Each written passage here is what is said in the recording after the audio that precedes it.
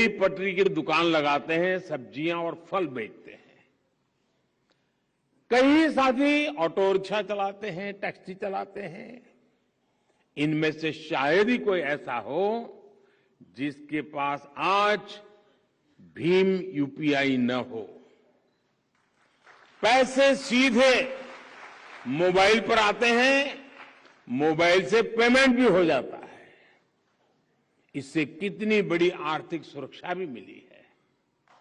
Banking system से जुड़ने की यही शक्ति पीएम स्वनिधि योजना का भी आधार बनी।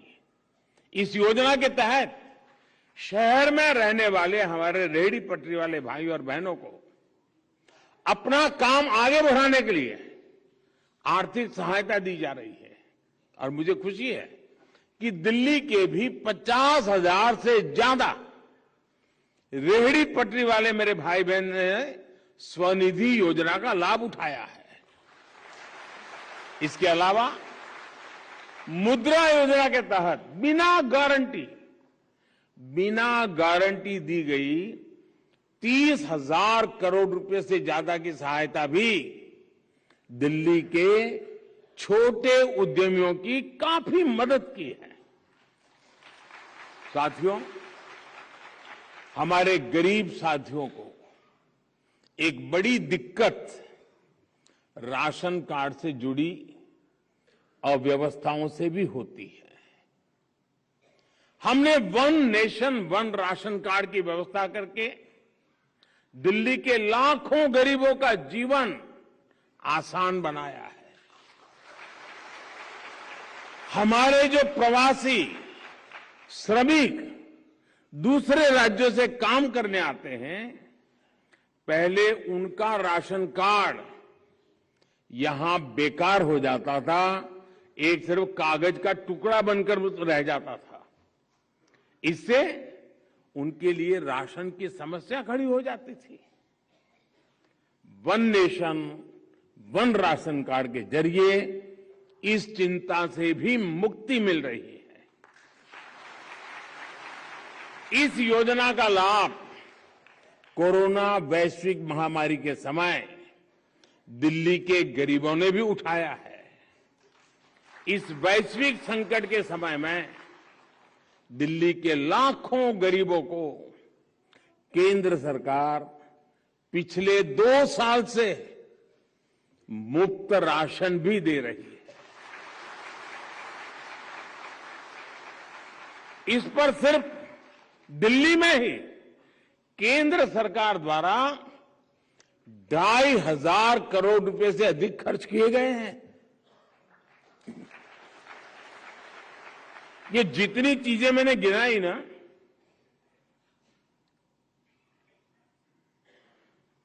आप बताइए कितने रुपयों की मुझे एडवर्टाइजमेंट देनी चाहिए थी?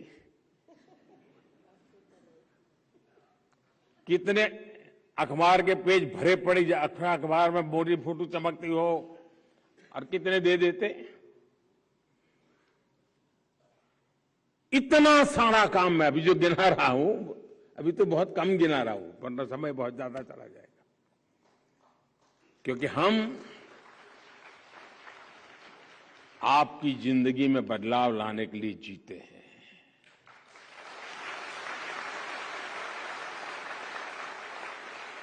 साथियों, दिल्ली में केंद्र सरकार ने 40 लाख से ज्यादा गरीबों को बीमा सुरक्षा कवच भी दिया है। दवाइयों का खर्च कम करने के लिए जन औषधि केंद्रों की सुविधा भी है।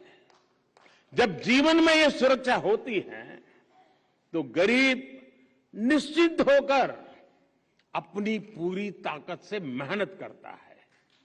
वो खुद को गरीबी से बाहर निकालने के लिए, गरीबी से लड़ाई लड़ने के लिए, गरीबी को परास्त करने के लिए जी जान से जुट जाता है।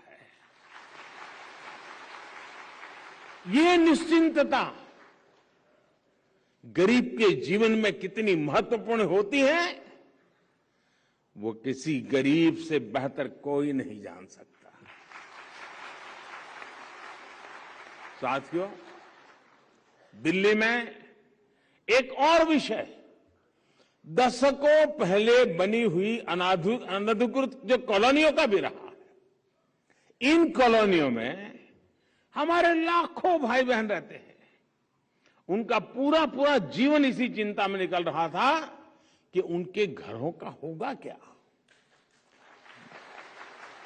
दिल्ली के लोगों की इस चिंता को कम करने का काम भी केंद्र सरकार ने किया। पीएम उदय योजना के माध्यम से दिल्ली की अनधिकृत कॉलोनियों में बने घरों को नियमित करने का काम चल रहा है। अब तक हजारों लोग इस योजना का लाभ उठा चुके हैं। केंद्र सरकार ने दिल्ली के मध्यम वर्ग को भी उनके घर का सपना पूरा करने में बहुत मदद दी है। दिल्ली के निम्न एवं मध्यम वर्ग के लोग अपना घर बना पाए, इसके लिए उन्हें केंद्र सरकार की तरफ से ब्याज में सब्सिडी दी गई है। इस पर भी केंद्र सरकार की तरफ से 700 करोड़ रुपए से अधिक खर्च किए गए हैं। साथियों, केंद्र सरकार का लक्ष्य है कि हम दिल्ली को देश की राजधानी के अनुरूप एक शानदार सुविधा संपन्न शहर बनाएं।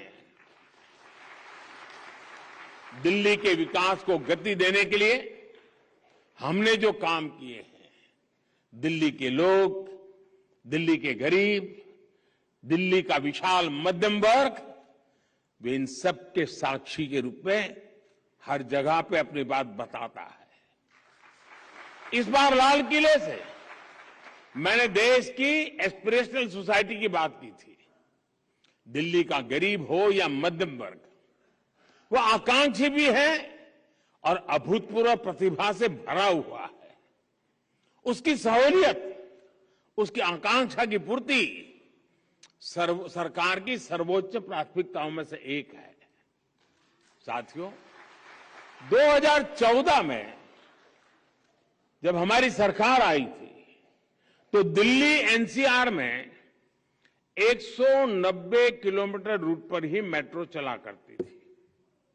आज दिल्ली एनसीआर में मेट्रो का विस्तार बढ़कर करीब करीब 400 किलोमीटर तक हो चुका है। बीते 8 वर्षों में यहां 135 नए मेट्रो स्टेशन बनाए गए हैं। आज मेरे पास दिल्ली में कॉलेज जाने वाले कितने ही बेटी बेटियां, बड़ी संख्या में नौकरी पेशा लोग चिट्ठी लिखकर मेट्रो सर्विस के लिए आभार जताते हैं। मेट्रो की सुविधा का विस्तार होने से हर रोज उनके पैसे भी बच रहे हैं और समय की भी बचत हो रही है। दिल्ली को ट्रैफिक कंजेशन से राहत दिलाने के लिए भारत सरकार द्वारा 50,000 करोड़ रुपए के निवेश से सड़कों को चौड़ा किया जा रहा है, आधुनिक बनाया जा रहा है। दिल्ली में जहां एक और पेरिफेरल एक्सप्रेसवे बन रहे हैं, तो दूसरी ओर कर्तव्य पथ जैसे निर्माण भी हो रहे हैं।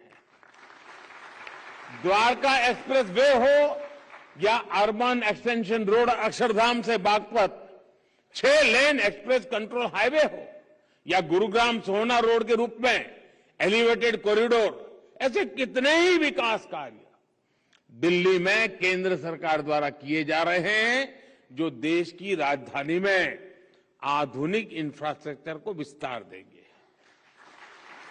साथियों, दिल्ली एनसीआर के लिए रैपिड रेल जैसी सेवाएं भी निकट भविष्य में ही शुरू होने जा रही है। नई दिल्ली रेलवे स्टेशन का जो भव्य निर्माण होने जा रहा है, उसकी तस्वीरें भी आपने जरूर देखी होगी। मुझे खुशी है कि द्वारका में 80 हेक्टेयर जमीन पर भारत वंदना पार्क का निर्माण अब अगले कुछ महीनों में समाप्त होने की तरफ बढ़ रहा है। मुझे बताया गया है कि डीडीए द्वारा दिल्ली के 700 से ज्यादा बड़े पार्कों की देखरेख की जाती है। वजीराबाद बैराज से लेकर ओखला बैराज के बीच का जो 22 किलोमीटर का स्ट्रेच है, उस पर भी डीडीए द्वारा विभिन्न पार्क विकसित किए जा रहे हैं। साथियों, आज मेरे इतने सारे गरीब भाई बहन अपने जीवन में एक नई शुरुआत करने जा रहे हैं, तो मैं उनसे जरूर कुछ अपेक्षाएं भी रखता हूं। अगर मैं आपसे कोई अपेक्षा रखूंगा तो पूरी करोगे ना? मैं कह सकता हूं कोई काम आप लोगों को करेंगे, फिर भूल जाएंगे, नहीं भूल जाएंगे।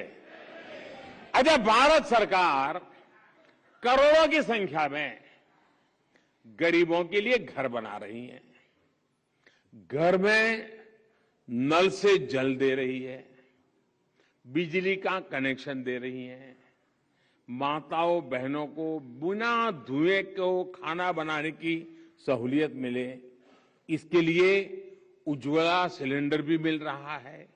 इन सुविधाओं के बीच हमें ये बात पक्की करनी है कि हम अपने घर में एलईडी बल्ब का ही उपयोग करेंगे।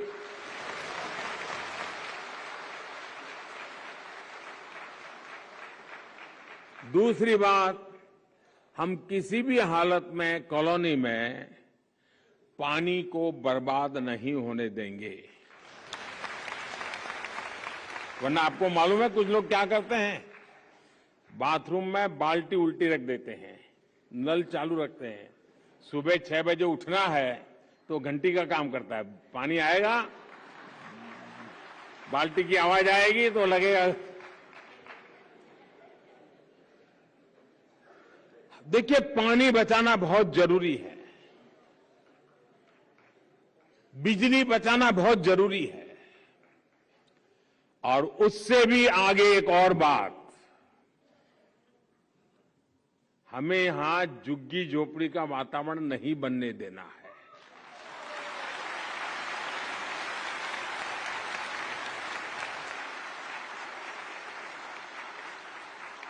हमारी कॉलोनी स्वच्छ हो, सुंदर हो, स्वच्छता का वातावरण हो। और मैं तो कहूंगा कि आप ही लोग अपनी कॉलोनी में टावर के बीच में स्पर्धा कीजिए, हर महीने स्पर्धा, कौन सा टावर सबसे ज्यादा स्वच्छ है।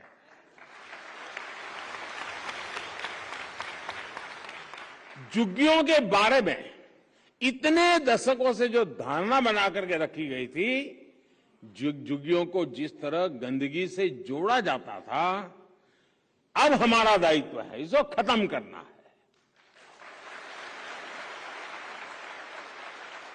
मुझे विश्वास है आप सभी लोग दिल्ली और देश के विकास में इसी तरह अपनी भूमिका निभाते रहे।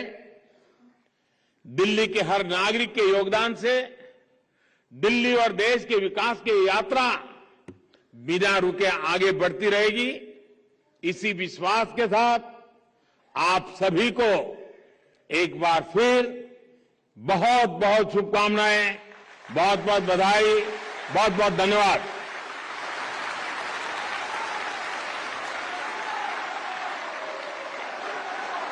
बहुत बहुत धन्यवाद माननीय प्रधानमंत्री जी, आपके मार्गदर्शक।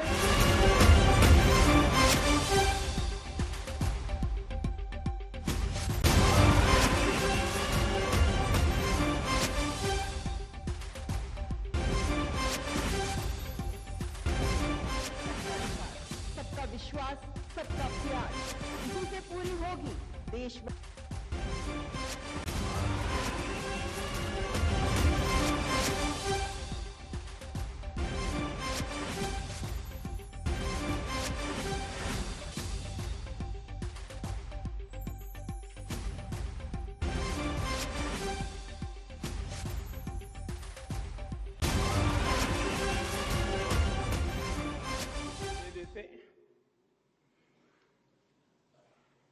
इतना सारा काम मैं अभी जो गिना रहा हूं, अभी तो बहुत कम गिना रहा हूं, वरना समय बहुत ज्यादा चला जाएगा, क्योंकि हम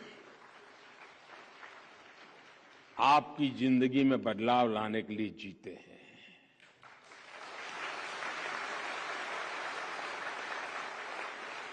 साथियों, दिल्ली में केंद्र सरकार ने 40 लाख से ज्यादा गरीबों को बीमा सुरक्षा कवच भी दिया है।